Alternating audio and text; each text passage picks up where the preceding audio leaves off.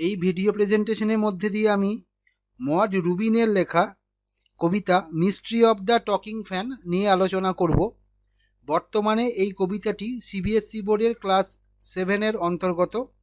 যাই হোক, সরাসরি চলে যাই ভিডিও প্রেজেন্টেশনের মূল অংশে। প্রথমে আমি আলোচনা করব টাইটেল বা শিরোনাম সম্বন্ধে।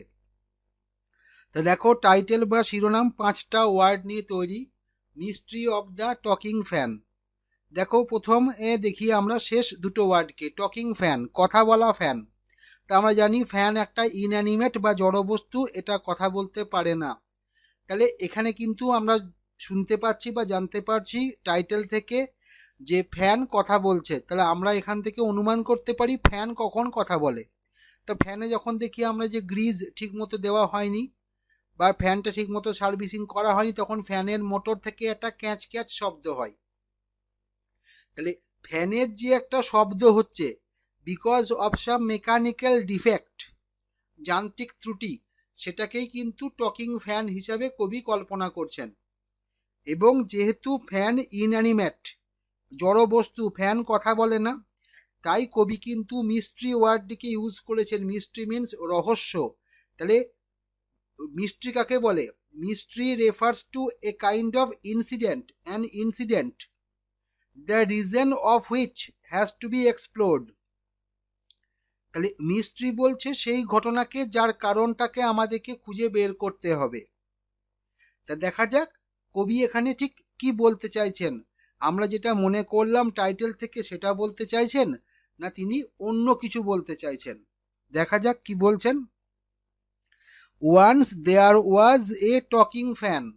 আমরা যেন একটা স্টোরি রাইটিং এর জগতে চলে গেলাম। Once upon a time there lived a tiger in a forest, এইরকম একটা ন্যারেটিভ ফ্রেমওয়ার্কে চলে গেলাম। একদা বা এক সময় একটা ফ্যান ছিল যে ফ্যানটা কথা বলতো। সেকেন্ড লাইনে টকিংটার ব্যাখ্যা দেওয়া আছে। ইলেকট্রিক্যাল হিজ চ্যাটার, চ্যাটার মানে হচ্ছে যে শব্দ তৈরি করছে বা প্রডিউস করছে ফ্যানটা, সেটা হচ্ছে চ্যাটার, চ্যাটারিং সাউন্ড। সেটা কেমন? ইলেকট্রিক্যাল, সেটা কোনো হিউম্যান ভয়েস নয়, সেটা একটা mechanical sound. I could not quite hear what he said. Poet বলছেন বা স্পিকার বলছেন যে ফ্যানটা কি বলছিল সেটা তিনি ঠিক বুঝতে পারলেন না। And I hope it doesn't matter. তিনি বলছেন তার মনে হয় এতে কিছু এসে যায়নি।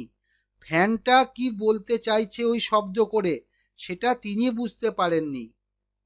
এবং কবির মনে হচ্ছে বা বক্তার মনে হচ্ছে তাতে কোনো অসুবিধা হয়নি। কেন তিনি ভাবছেন, কেন তিনি বলছেন? বিকজ, কারণ ওয়ান ডে সামবডি অয়েলড, কিন্তু কোনো একদিন কি হচ্ছে, একজন অয়েল, তেল দিয়ে দিচ্ছে কোথায়? হিজ লিটল হুইলরিং মোটর, ওই ফ্যানটার ওই হুইলরিং যেটা চাকার মতো গোল হয়ে ঘোরে সেই মোটরটাতে।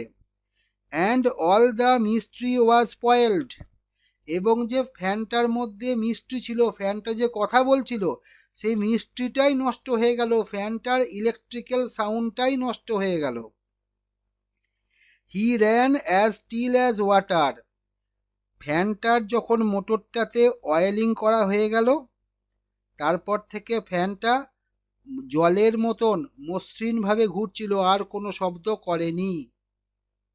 এটাতে গেল কবিতাটার আক্ষরিক অর্থ।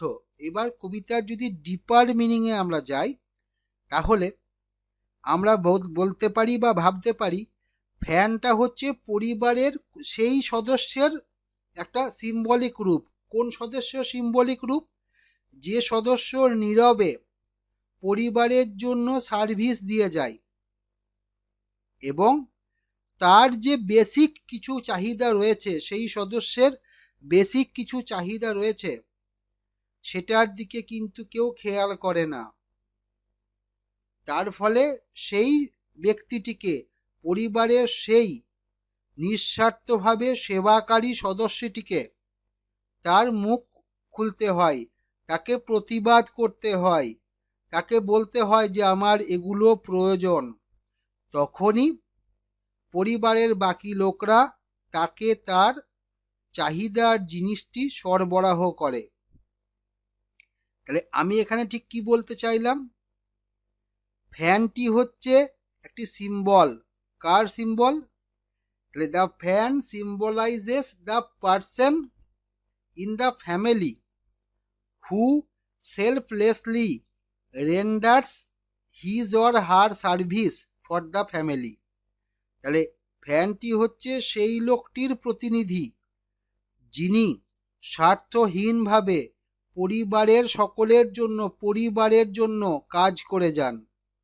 His or her basic needs is neglected.